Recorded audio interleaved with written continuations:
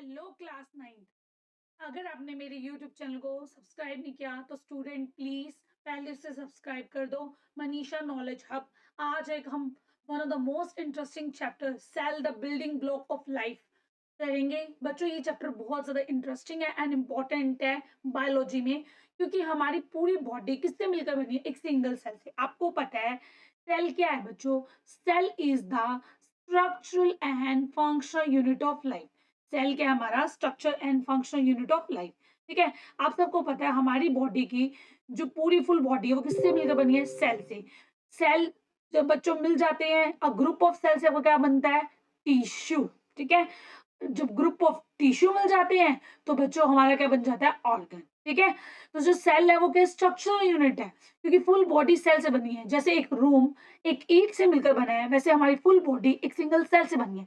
जब एक टाइप के सेल का ग्रुप बन जाता है ना बच्चों, तब बनता है टिश्यू। और जब टिश्यू का ग्रुप बन जाता है तो हमारा बनता है ऑर्गन।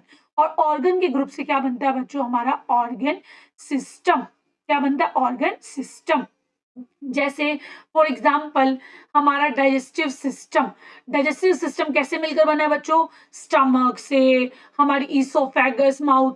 तो जो हमारा स्टमक है वो हमारा क्या है? ऑर्गन है। ठीक है, तो इस तरह से पूरी फुल बॉडी हमारी बनती है। हमारी जो बेसिक यूनिट है बॉडी की वो क्या है बच्चों? सेल है। ठीक है, तो देखो नीचे एक्सप्लेन भी कर रखा है कि cell is the smallest. Cell के स्मॉलेस्ट एंड फंक्शनल यूनिट है लाइफ की, क्योंकि पूरी बॉडी की जो हमारी फंक्शन है वो कौन करता है? सेल। ऑल लिविंग ऑर्गेनिज्म, जितने भी लिविंग ऑर्गेनिज्म है बच्चों वो किससे बने? सेल से। सेल एक क्या है? सेल्फ कंटेन लिविंग सिस्टम है। ठीक है, क्योंकि जो एक लिविंग सिस्टम है उसकी पूरी बॉडी की संरचना, मतलब पूरी बॉडी की फॉर्मेशन किससे हुई है? एक सिंगल सेल से हुई बच्चों। ठीक है, और उसके बाद नेक्स्ट है कि डिस्कवरी कैसे कैसे हुई। सबसे पहले रॉबर्ट हुक नाम के साइंटिस्ट ने क्या करा, देखा कि जो एक हमारा ट्री होता है, ट्री के ऊपर जो कॉर्क होती है, कॉर्क क्या होती है बच्चों? सेकेंडरी ग्रोथ होती है प्लांट की। ये कॉर्क को उसने ऑब्जर्व किया। ठीक है, कॉर्क स्लाइस ली और उसको माइक्रोस्कोप में ऑब्जर्व किया। उसने कहा इसमें छोटे छोटे कंपार्टमेंट बने हुए हैं। उसने इन छोटे छोटे कंपार्टमेंट जो रूम लाइक स्ट्रक्चर थे उनको उसने इसका क्या नाम दिया? सेल। ठीक है, तो ये फर्स्ट साइंटिस्ट थे जिन्होंने किसको ऑब्जर्व किया? सेल को। उसके बाद कौन आए? शिल्डन आए। शिल्डन ने क्या कहा कि जितने भी प्लांट्स है स्टूडेंट वो सब किससे बने? सेल से। नेक्स्ट शिवान आए, उन्होंने कहा जितने भी एनिमल है वो भी किससे बने? सेल से। फिर नेक्स्ट साइंटिस्ट है विर्चुओ, रोडोल्फ विर्चू। इन्होंने ये बताया कि जो न्यू सेल है ना वो प्री एग्जिस्टिंग सेल से बनता है। मतलब जो हमारा नया सेल है वो पहले वाले सेल से बनेगा, या तो माइटोसिस से या मियोसिस। ठीक है, तो जो न्यू सेल है वो अराइज होता है प्री एग्जिस्टिंग, जो पहले एग्जिस्ट करा उसी से हमारे नए सेल की क्या होती है? संरचना होती है। उसके बाद how to study cell topic है कि सेल की स्टडी कैसे कर सकते हैं। आप सबको पता है सेल बहुत छोटा है, उसको नेक्ड आई मतलब बिना किसी इंस्ट्रूमेंट के देखना तो बहुत मुश्किल है, मुश्किल है, देख ही नहीं सकते हम। ठीक है, तो स्टडी सेल की कैसे हुई? तो पहला टॉपिक है limit of resolution. Limit of resolution क्या है? लिमिट ऑफ रेजोल्यूशन ये बताता है आपको कि हमारी आंखें कितनी चीजों को रिजोल्व कर पा रही है, उसे कहते हैं लिमिट ऑफ रेजोल्यूशन। जैसे फॉर एग्जाम्पल आपने एक इंसान को दूर से देखा, आपने दूर से देखा तो उसके आपको हेयर्स कैसे दिख रहे हैं? ऐसे दिख रहे हैं कि भाई उसके हेयर्स ऐसे इस टाइप के कुछ है। लेकिन जब आप पास गए तो आप देखोगे हाँ उसने अपना हेयर स्टाइल कुछ इस टाइप का बना रखा है, या फिर आप कुछ भी ले सकते हो। तो इस तरह से मतलब आपने दूर से कुछ आपको दिख रहा है लेकिन पास से आपको बिल्कुल जूम करके देख सकते हो, उसे बोलते हैं हम क्या? Limit of resolution. Human eye can only distinguish two objects as separate if they are at least 0.1 millimetre apart. तो अभी इसको देख सकते हैं। ठीक है, आप सबको पता है हमारा जो नियर पॉइंट है, वैसे जो 10th क्लास में आएगा, कितना है? 25 है। 20 मतलब हम एक मिनिमम डिस्टेंस पे ही किसी चीज को ऑब्जर्व कर पाते हैं। अगर उस मिनिमम डिस्टेंस से हमारे पास हम पास लेके आएंगे ऑब्जेक्ट को तो वो चीजें हमें ब्लर दिखाई देने लगेंगी और हमारी आंखों में दर्द होना स्टार्ट हो जाएगा स्टूडेंट। तो वही बता रहा है लिमिट ऑफ रेजोल्यूशन का मतलब है कि हम किसी चीज को कितना रिजोल्व कर पाते हैं। ठीक है, फिर देखो अब हम कोई चीज ऑब्जर्व नहीं कर पा रहे तो मतलब हमें सही से दिखा दे रही, तो उसके लिए हमें किसकी जरूरत है student? Need of magnification. Magnification का मतलब क्या है स्टूडेंट? मैग्निफिकेशन का मतलब ये है कि हम हमें क्या करना पड़ेगा? मैग्नीफाई का मतलब होता है किसी भी छोटी चीज को बड़ा करना। तो लिखा हुआ है कि because cell are much smaller than 0.1 millimetre resolution limit, तो they can not seen with naked eye, उनको नेक्ड आई से नहीं देख सकते। तो बायोलॉजिस्ट ने उसके लिए क्या है? उसके स्टूडेंट कन्वेक्स लेंस। कॉम्बिनेशन किसका होता है? और ये कन्वेक्स लेंस मतलब आपको पता है माइक्रोस्कोप वगैरह में देखोगे ऑब्जेक्टिव लेंस होता है, माइक्रोस्कोप में आई पीस होता है जो मैग्नीफाई एक छोटी चीज को क्या करता है? बड़ा। क्योंकि सेकंड साइड में आपको ये दिखा रखा है इसमें ये बता देगा स्टूडेंट कि जो हमारे वो होते हैं ऑब्जेक्ट, जैसे 1 माइक्रोमीटर से छोटे हैं स्टूडेंट, जैसे ये देखो दिखा रखा है वायरस 1 माइक्रोमीटर का है, ठीक है, ये दिखा रखा है 1 माइक्रोमीटर का है। जो 1 माइक्रोमीटर से बड़े बच्चों उनको तो हम सिंपल माइक्रोस्कोप में ऑब्जर्व कर सकते हैं, लेकिन जो 1 माइक्रोस्कोप से छोटे हैं ना बच्चों, उनको ऑब्जर्व करने के लिए, इनको तो देखना आसान है, लेकिन इनको देखने के लिए जो नीचे वाले हैं, इनको देखने के लिए हमें क्या चाहिए होता है, इनको देखने के लिए हमें एक पावरफुल क्या चाहिए, माइक्रोस्कोप चाहिए, इसके बिना हम नहीं देख सकते। लेकिन जो 1 माइक्रोमीटर से ऊपर वाले हैं, इनको हम इजीली नेक्ड आई से देख सकते हैं, ठीक है। तो 1 माइक्रोमीटर से ऊपर वालों को तो नेक्ड आई से देख सकते हैं इजीली, लेकिन जो 1 माइक्रोमीटर से छोटे हैं बच्चों, उनके लिए हमें क्या चाहिए, माइक्रोस्कोप की नीड होती है। या फिर जैसे इलेक्ट्रॉन है, एटम है, स्मॉल मॉलिक्यूल है, प्रोटीन है, या बच्चों इनके लिए हम कोई केमिकल रिएक्शन करते हैं जिससे हम पता लगाते हैं कि भाई ये इसमें भाई ये वाला दिखाए कैसे दिखता है, जैसे नीचे जो दिखाई दे रहे हैं आपको, ठीक है। और जो ऊपर वाले हैं उनको हम नेक्ड आई से देख सकते हैं, लिखा भी हुआ है बुक में। उसके बाद है व्हाट इफ, क्या होगा अगर हम क्या करें, मूंग बीन सीड को किसमें कर दें, मूंग बीन सीड को बच्चों, बट इफ क्या होगा कि अगर हम मूंग बीज सीड को कीप कर दे एक कंसंट्रेटेड सॉल्यूशन में after soaking in water for 12 hour, what will happen. आपने क्या किया, आपने मूंग बीन्स लिए, ठीक है, उसको कंसंट्रेटेड सॉल्यूशन में डाल दिया। अब देखो कंसंट्रेटेड सॉल्यूशन क्या होते हैं, उन चीजों के बारे में पहले पढ़ते हैं हम। देखो कंसंट्रेटेड एक वर्ड होता है डाइल्यूट। देखो डाइल्यूट सॉल्यूशन बच्चों वो होता है जिसमें वाटर का अमाउंट क्या होता है, ज्यादा होता है, ठीक है। जिसमें वाटर क्या होगा, ज्यादा होगा, मतलब वाटर अमाउंट ज्यादा है बच्चों, उसे हम क्या बोलते हैं, उसे हम बोलते हैं डाइल्यूट सॉल्यूशन, ठीक है। तभी लिखा हुआ है हाई वाटर पोटेंशियल, जिसके अंदर पानी ज्यादा है वो क्या है, डाइल्यूट सॉल्यूशन। कंसंट्रेटेड सॉल्यूशन क्या है बच्चों, जिनका लो वाटर पोटेंशियल है, मतलब लेस वाटर है, उसे हम क्या बोलते हैं, कंसंट्रेटेड सॉल्यूशन, ठीक है। देखो सॉल्यूशन क्या होता है, दो में चीजों से मिलकर बनता है सॉल्यूशन, सोल्यूट प्लस सॉल्वेंट, जब दोनों मिल जाते हैं तो इससे हमारा क्या बनता है, सॉल्यूशन। इन दोनों के मिलने से बनता है सोल्यूट प्लस सॉल्वेंट से, ठीक है। सोल्यूट जैसे सोल्ट इन वाटर, तो सोल्यूट क्या है, सॉल्ट, सॉल्वेंट क्या हो जाएगा, वाटर। तो ये कंसंट्रेटेड सॉल्यूशन तो वो है जिसके अंदर पानी कम है, डाइल्यूट वो है जिसके अंदर वाटर क्या है, हमारा ज्यादा है, ठीक है। तो डाइल्यूट क्या होगा, जिसके अंदर वाटर क्या होगा, ज्यादा होगा, और कंसंट्रेटेड क्या होगा, जिसके अंदर हमारा वाटर क्या होगा, कम होगा, ठीक है। अब बैलेंस क्या है, बैलेंस का मतलब है कि water move to equalise, water equally move करे कंसंट्रेशन लेवल को बैलेंस करने के लिए, तो उसे हम बोलते हैं बैलेंसिंग। अब देखो ओस्मोसिस क्या है, पहले ये समझ लो।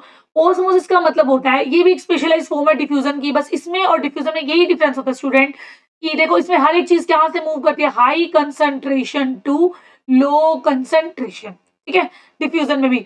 लेकिन ओस्मोसिस में जो होता है, जो ट्रांसफर होगा बच्चों, वो सिलेक्टिवली परमेबल मेम्ब्रेन से होगा, और डिफ्यूजन में बिना मेम्ब्रेन के होता है, बस ये मेन डिफरेंस होता है।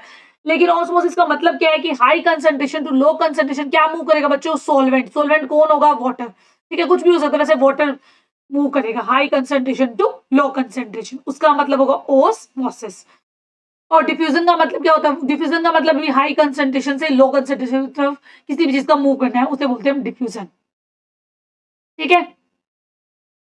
अब देखो मैंने ऊपर क्या पढ़ा, ऊपर हमने पढ़ा कि अगर हम मूंग बीन को किसके अंदर डाल दे, कंसंट्रेटेड सॉल्यूशन में डाल दे, कितने टाइम के लिए डाल दे, 12 आवर के लिए, तो क्या होगा। तो इसको समझने के लिए हमें पहले 3 सॉल्यूशन पढ़ने पड़ेंगे। ओस्मोसिस में 3 सॉल्यूशन देखो, एक है आइसोटोनिक सॉल्यूशन, एक है हाइपोटोनिक सॉल्यूशन, एक है हाइपरटोनिक सॉल्यूशन। देखो आइसोटोनिक सॉल्यूशन क्या होता है, आइसो, आइसो का मतलब होता है सेम, टॉनिक का मतलब क्या होता है, कंसंट्रेशन। ऐसे सॉल्यूशन जिनकी कंसंट्रेशन क्या होगी स्टूडेंट, सेम, उन्हें हम बोलते हैं आइसोटोनिक सॉल्यूशन, ठीक है। हाइपोटोनिक, हाइपोटोनिक का मतलब देखो कैसे है, जैसे मैंने एक बीकर लिया, बीकर के अंदर वाटर फिल करेगा, ठीक है, एक सेल है, ठीक है, इस सेल के अंदर अब क्या है, आइसोटोनिक हम पहले पढ़ रहे थे, आइसोटोनिक का मतलब है कि जो अंदर की कंसंट्रेशन है स्टूडेंट और जो बाहर की कंसंट्रेशन है, वो दोनों की दोनों क्या है, सेम। अगर दोनों की कंसंट्रेशन सेम है तो उसको हम क्या बोलते हैं, आइसोटोनिक, मतलब ना पानी अंदर से बाहर आएगा ना बाहर से अंदर, तो आपने जैसा कुछ डाला है वैसा का वैसा रहेगा, लिख भी रहेगा no net movement of water, cell remain normal, जैसे सेल जैसा डालोगे वैसा ही रहेगा, ना वो स्वेल होगा ना बच्चों श्रिंक होगा।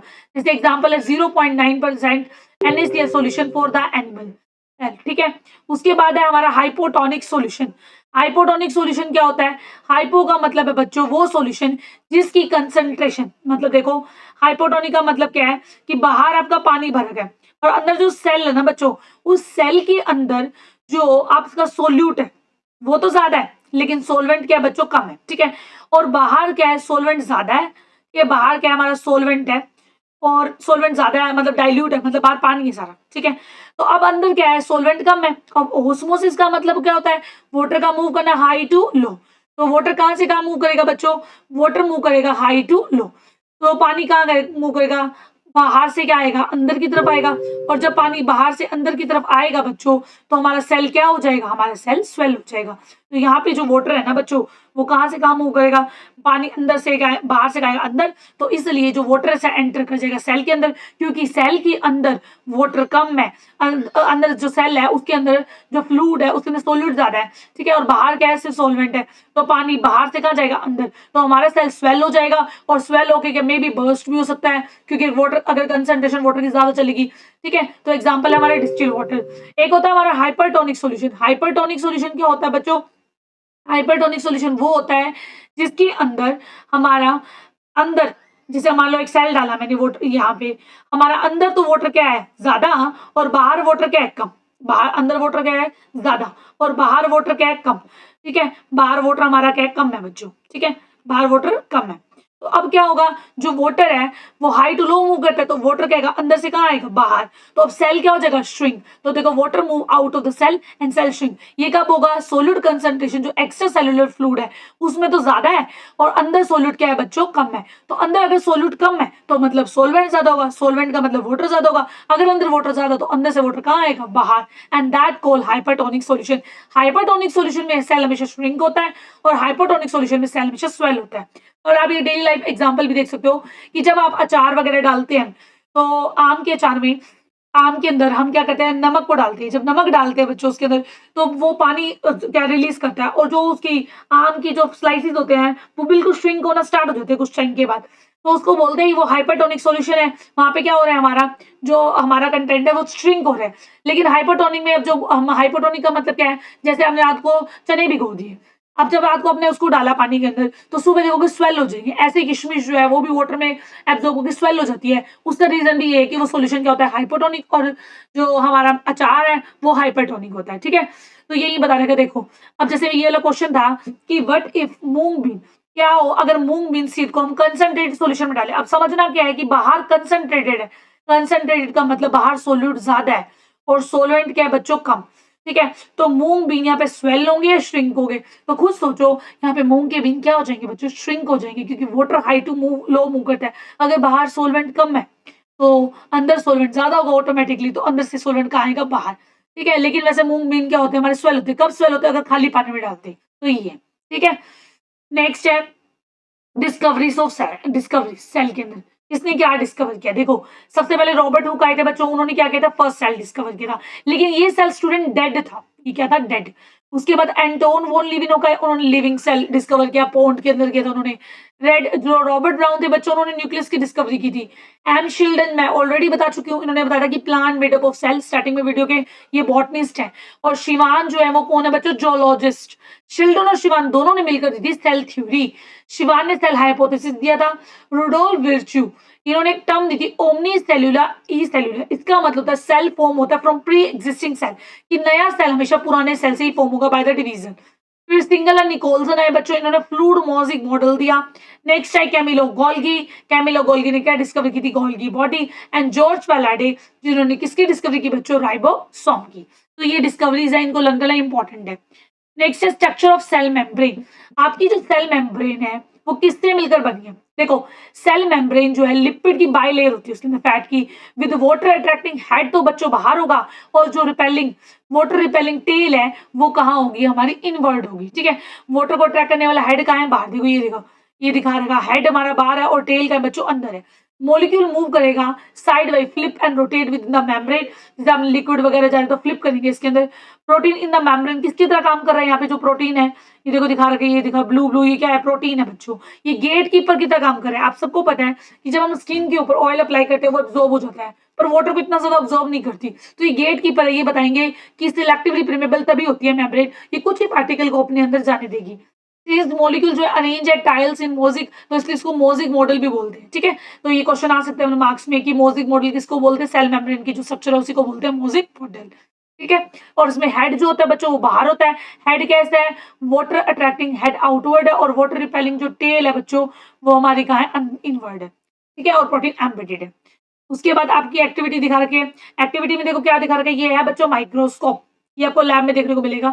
इससे आप क्या कर सकते हो, इससे आप कोई भी चीज़ मतलब ऑब्ज़र्व कर सकते हो जो नेक्ड आई से नहीं देख सकते। देखो यहाँ पे क्या लगा हुआ है, ये होता है आई पीस, यहाँ पे अपने आई से आप देखते हो। ये बॉडी ट्यूब है, ये ऑब्जेक्टिव लेंस है, ठीक है? इसको हम अरेंज करते हैं।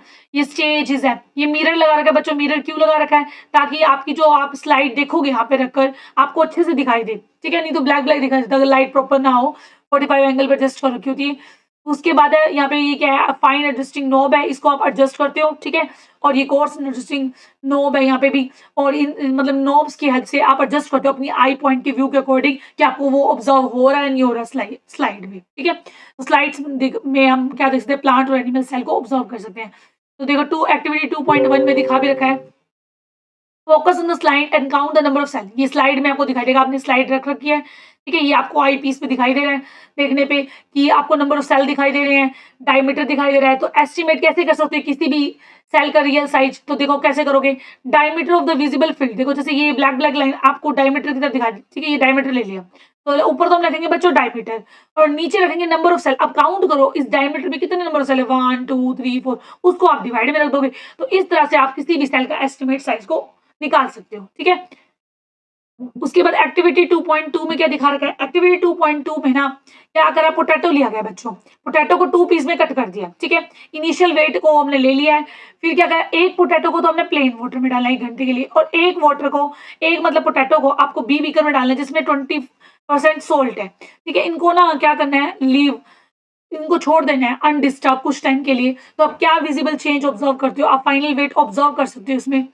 क्या ऑब्जर्व करोगे, जो बीकर ए है ना बच्चों वो स्वेल हो जाएगा, जो ऑलरेडी मैं एक्सप्लेन कर चुकी हूँ ऑस्मोसिस में कि जो हमारे हाइपोटोनिक सॉल्यूशंस होते हैं उनके अंदर हमेशा स्वेलिंग होती है, ठीक है? और जो हमारे हाइपरटोनिक होते हैं बच्चों उनमें श्रिंकेज होती है। तो इसमें सोल्ट था, सोल्ट ज्यादा था, देखो इसमें सोल्ट प्लस वाटर है, तो इसके अंदर सोल्ट होने की वजह से क्या होगा, हमारा वाटर कम हो जाएगा। तो इसका मतलब जो पोटैटो उसके अंदर वाटर ज्यादा है तो पानी कहाँ से कम होगा, हाई टू लो, तो पानी अंदर से कहाँ आएगा, बाहर।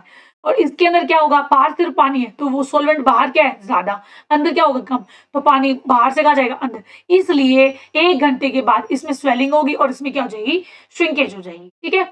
और आप इसको ऐसे भी समझ सकते हो श्रिंकेज को कि जो घर पे हम मैंगो पिकल्स होते हैं डालते हैं, उनमें भी क्या होती है, श्रिंकेज होती है। क्यों होती है, क्योंकि उसमें सोल्ट डाला जाता है, सोल्ट डालने से वो भी क्या है, हमारा हाइपरटोनिक सॉल्यूशन बन जाता है। नेक्स्ट है एक्टिविटी 2.3 एनसीईआरटी की। इसमें क्या करना है, आपको प्रिपेयर करनी है टेम्परेरी स्लाइड। एक तो थिन पील ऑफ आपने ऑनियन लीफ की बनाई है और रियो लीफ ले, ये रियो की लीफ ले लो। तो आपने इसको माउंट करोगे स्लाइड के ऊपर, तो बच्चों इसके ऊपर ना हम सैफरिन नाम का स्टेन डालते हैं। क्यों डालते हैं, क्योंकि आपको पता है जो ये हमारी रियो लीफ है और ऑनियन पील, ये जो ऑनियन पील लिया है ये दोनों ट्रांसपेरेंट होते हैं। क्या होता है, ट्रांसपेरेंट। अगर आप इसको ना, इस ट्रांसपेरेंट को आप ऐसे देखोगे ना माइक्रोस्कोप में तो आपको कुछ भी दिखाई नहीं देगा, लेकिन सैफरन डालोगे तो ये इसको कलर प्रोवाइड करोगे, आपको अच्छे से बाउंड्री डिमार्केशन अच्छे से दिखाई देगी। इसलिए इसमें सैफरन नाम की डाई डालेंगे। और सिमिलरली अगर आप चीक सेल लेते हो अपने माउथ में के अंदर से क्या करोगे, स्क्रैप करो, चीक सेल निकालो और उसको ऑब्जर्व करो, तो आपको चीक सेल कुछ इस तरह से दिखाई देंगे। और दोनों में क्या डिफरेंस है कि जो प्लांट सेल है वो तो अरेंज्ड है प्रॉपर, लेकिन जो ओनियन सेल है वो जो हमारे ओनियन सेल के चिक सेल है वो क्या है, प्रॉपर अरेंज नहीं है, ठीक है? तो ये दिखा रखा है। उसके बाद एक्टिविटी 2.3 में क्या कर रखा है, ये 2.4 एक्टिविटी 2.4 में भी क्या करा, हमने यहाँ पे ओनियन लिया बच्चों। ओनियन को क्या करें आपने, ओनियन लेके उसके बल्ब को वाटर में डाल दिया। आप सबको पता है ये नीचे वाला पार्ट रूट होता है, ऊपर वाला क्या होता है, शूट होता है। जब ओनियन बल्ब को हमने ओवर द जार रखा 5-6 डे के लिए, तो आप क्या ऑब्जर्व करते हो इसकी ग्रोथ में। तो टेक 1 प्रिजर्व रूट ली, तो हमने क्या देखा बच्चों, जो नीचे वाला पार्ट है, ये नीचे वाला रूट, रूट के अंदर आपको पता है यहाँ पे कौन सा टिश्यू होगा बच्चों, मेरिस्टेमेटिक टिश्यू। और जो मेरिस्टेमेटिक टिश्यू है आपको पता है वो कॉन्टिन्यूसली डिवाइड करता रहता है। क्या करता रहता है, कॉन्टिन्यूसली डिवाइड। तो इसमें न्यू सेल के नीचे क्या होगी, फॉर्मेशन होगी। अब क्वेश्चन है कि do you observe the cell of onion root tip, क्या आपने ऑब्जर्व किया? हाँ हमने ऑब्जर्व किया। Are they similar in structure, जो नए सेल बने? नो, वो सिमिलर नहीं थे बच्चों। जो न्यू सेल थे ना वो थोड़े छोटे थे, शॉर्ट साइज के थे, लेकिन जो पहले वाले थे वो लार्ज साइज के थे। उसका रीजन क्या है कि जो पहले वाले थे वो लार्ज है और जो न्यू बने शॉर्ट है, क्योंकि जो पहले वाले बच्चों वो फुल्ली ग्रोथ में है और जो न्यू बने हैं वो तो अभी बने हैं। इसलिए जो न्यू सेल होंगे वो शॉर्ट होंगे और जो पहले वाले होंगे बच्चों वो क्या होंगे, लार्ज साइज के होंगे। और क्या डिफरेंस है? सम सेल शो करेंगे dark round nucleus while other show करेंगे डार्क थ्रेड और फिंगर लाइक और बंच टुगेदर। तो इस तरह से आपको फॉर्म अलग अलग दिखाई देंगे। ठीक है, टाइप ऑफ ऑर्गेनिज्म। ऑर्गेनिज्म कितने टाइप के होते हैं? ऑर्गेनिज्म हमारे दो टाइप के होते हैं, एक होता है यूनिसेल्युलर और एक होता है multi cellular. Uni mean single, वो सेल जो किससे बने हैं, मतलब ऑर्गेनिज्म जो एक सेल से बने हैं, जैसे बैक्टीरिया, अमीबा और यीस्ट। और एक होता है मल्टी सेल्युलर जो मिलियन ऑफ सेल जैसे कि वर्क टुगेदर, यहाँ पे जो मल्टी मतलब जो डिफरेंट टाइप के सेल से बनते हैं उन्हें मल्टी सेल्युलर बोलते हैं, जो एक ही सेल से बने बच्चे उनको यूनि बोलते हैं, जैसे बैक्टीरिया, अमीबा, यीस्ट, ये एक ही सेल से बने हैं। यहाँ पे एक सिंगल सेल ही सारी बॉडी के फंक्शंस करता है। ठीक है, मल्टी सेल जैसे हम है, हमारे मैंने अभी एक्सप्लेन किया था सेल, हमारी बॉडी जो है सिंगल यूनिट के सेल है, सेल से क्या बना जो टिश्यू, टिश्यू से क्या बना ऑर्गन, ऑर्गन से क्या बना सिस्टम। तो जितने भी प्लांट और एनिमल है उन वो क्या है मल्टी सेलुलर है। ठीक है, उनके अंदर प्रॉपर सिस्टम होता है। अब देखो टाइप ऑफ ऑर्गेनिज्म, ये हम पहले डिस्कस कर लिया ये वाला। अब सेल थ्योरी आपको मैं बता चुकी हूँ कि जो शिल्डन थे उन्होंने क्या बताया था, प्लांट के बारे में, सारे प्लांट सेल से बने हैं, सारे एनिमल। ये क्या है, ये इन्होंने ये क्या है जोलॉजिस्ट है शिवान, और ये क्या है बॉटनिस्ट है, ये जोलॉजिस्ट है। और रुडोल्फ विर्चू ने एक टर्म दी थी ओमनी सेलुला ई सेलुला, जो ऑलरेडी हम एक्सप्लेन कर चुके हैं। और उन्होंने ये बताया कि सब सेल जो है फॉर्म हुए हैं फ्रॉम प्री एग्जिस्टिंग सेल। उसके बाद आते हैं टाइप ऑफ सेल, एक होते हैं प्रोकैरियोट और एक क्या होते हैं हमारे यूकैरियोट।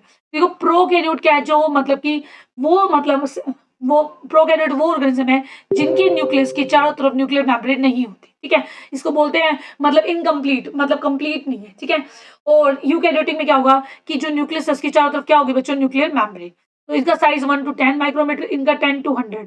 इसके अंदर न्यूक्लियस एब्सेंट होती है, इसके अंदर न्यूक्लियस प्रेजेंट, मतलब well defined nucleus. Well defined का मतलब क्या होता है बच्चों, वेल डिफाइंड न्यूक्लियो, इसके अंदर न्यूक्लियोइड एब्सेंट है, इसके अंदर वेल डिफाइंड न्यूक्लियस क्यों नहीं, क्योंकि न्यूक्लियस की चारों तरफ न्यूक्लियर मेम्ब्रेन नहीं होती, बट यहाँ पे होती है। इसके बाद organelle no membrane bound organelle, पर यहाँ पे मेम्ब्रेन बाउंड ऑर्गेनली होगी। ये सारे यूनिसेलुलर होंगे, ये यूनि और मल्टी दोनों हो सकते हैं, प्लांट्स, एनिमल, फंगी। तो हम यूकैरियोटिक ऑर्गेनिज्म के अंडर आते हैं। उसके बाद सेल मेम्ब्रेन को मैं पहले बता चुकी हूँ कि सेल मेम्ब्रेन क्या होती है, सिलेक्टिवली परमेबल होती है, उस सब्सटेंस को मतलब क्या करती है, ब्लॉक कर देती है, कुछ को एंटर करती है।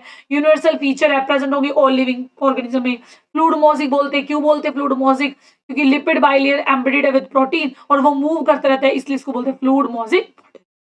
सेल मेम्ब्रेन के बारे में और ये बता रखा है कि ओस्मोसिस में वाटर कहाँ से कहाँ मूव करता है, मैं बता चुकी हूँ। हाई कंसंट्रेशन, हाई कहाँ होगी डाइल्यूट में, लो कहाँ होगी कंसंट्रेटेड में, तो वाटर का मूव करना high to low. Thickness 7 to 10 हमारी नैनोमीटर होती है। उसके बाद आता है सेल वॉल। देखो सेल वॉल एनिमल्स के अंदर नहीं होती, सेल वॉल ओनली किसके अंदर होती है, प्लांट्स के अंदर होती है। ठीक है, ये प्रेजेंट होती है प्लांट्स, फंगी और बैक्टीरिया। सेल्यूलोज की बनी होती है, रिजिड और प्रीमेबल है। ठीक है, नॉट सिलेक्टिव, ये नहीं है कि कुछ को अलाउ करेगी कुछ को नहीं। प्रोवाइड करके structural support, protect against wind rain, की प्लांट सेल फिल्म अपराइट, और एब्सेंट होती है एनिमल के अंदर। हमारे अंदर क्या होगी बच्चों, एब्सेंट होगी। उसके बाद नेक्स्ट टॉपिक है साइटोप्लाज्म। साइटोप्लाज्म क्या होता है, देखो हमारा सेल कैसा होता है, देखो ये होती है हमारी डबल में, ये बीच में न्यूक्लियोइड, ये न्यूक्लियस और ये हमारी न्यूक्लियर मेम्ब्रेन। ठीक है, मैंने कुछ ज्यादा ही बड़ी बना दी न्यूक्लियर मेम्ब्रेन। ठीक है, तो देखो ये दिखा भी रखा है हमारा स्ट्रक्चर। ठीक है, दिखा भी रखा है न्यूक्लियर मेम्ब्रेन हमारी, क्या कर रखा है देखो हमारे बीच सेंटर में क्या होगी बच्चों, न्यूक्लियस होगी। ठीक है, सेंटर में क्या होती है, न्यूक्लियस, न्यूक्लियस के चारों तरफ क्या होगी, न्यूक्लियर मेम्ब्रेन। और फिर न्यूक्लियर मेम्ब्रेन के बाद हमारे पास क्या होगा, न्यूक्लियर मेम्ब्रेन, और फिर हमारे आउटर मोस्ट में क्या होगी, सेल वॉल। ये न्यूक्लियस है, ये न्यूक्लियर मेम्ब्रेन। ठीक है, उसके बाद ये क्या होगी हमारी सेल मेम्ब्रेन, सेल मेम्ब्रेन। और सेल मेम्ब्रेन के बाद क्या होती है, सेल वॉल। और यहाँ पे क्या भरा होता है बच्चों, एक फ्लूइड होता है साइटोप्लाज्म। और इस साइटोप्लाज्म के अंदर ही सारी क्या होती है बच्चों, ऑर्गेनेलीज होती है। तो यही बता रखा है कि लिविंग मैट्रिक्स ऑफ सेल होता है ये, semi fluid jelly like substance होता है। जो मेम्ब्रेन, ये जो आउटर मेम्ब्रेन दिख रही है और ये बच्चों जो न्यूक्लियस की मेम्ब्रेन, इनके बीच का जो डिस्टेंस है, इसी के अंदर जो फ्लूइड भरी होती है उसी को क्या बोलते हैं, साइटोप्लाज्म। ठीक है, इसमें सारी सेल ऑर्गेनेली होंगी, site for many metabolic reaction, इसी में साइटोस्केलेटन और स्टोर करते हैं स्टार्च, क्रिस्टल, ये सबको। ठीक है, नेक्स्ट है हमारा न्यूक्लियस। न्यूक्लियस पहले बता चुके, देखो ये दिखा भी रखा है। न्यूक्लियस क्या होती है, डबल मेम्ब्रेन होती है। ठीक है, ये देखो ये दिखा रखा है, सेंटर में क्या है, न्यूक्लियस, न्यूक्लियस के चारों डबल मेम्ब्रेन होगी कवरिंग, न्यूक्लियोलस सेंटर में होगा, राइबोसोमल सब यूनिट इसी के अंदर होगी, डेंसली राउंड बॉडी होती है जो न्यूक्लियस के बिल्कुल सेंटर में होगी। ऐसे होता है, देखो ये न्यूक्लियस और न्यूक्लियस के बिल्कुल सेंटर में क्या होगी हमारी, न्यूक्लियोलस। क्रोमोसोम क्या होते हैं, क्रोमोसोम रोड शेप विजिबल होते हैं only during cell division, carry क्या करते हैं, डीएनए, ये भी इसी के अंदर होगा। ठीक है, और जो न्यूक्लियस है वो बनती कैसे है? देखो न्यूक्लियस के अंदर डीएनए और जीन होता है। आप सबको पता है डीएनए क्या होता है? डीऑक्सी राइबो न्यूक्लिक एसिड, जो ट्रांसफर करता है इन्फॉर्मेशन फ्रॉम पेरेंट्स, माता पिता से बच्चों में। ठीक है, डीएनए में क्या होती है? जेनेटिक इन्फो होती है। Functional segment of DNA is called क्या होता है? जीन। क्रोमेटिन क्या होता है? मतलब क्रोमोसोम। किससे मिलकर बने? DNA plus protein, non dividing cell. ठीक है, क्रोमेटिन मतलब क्रोमोसोम।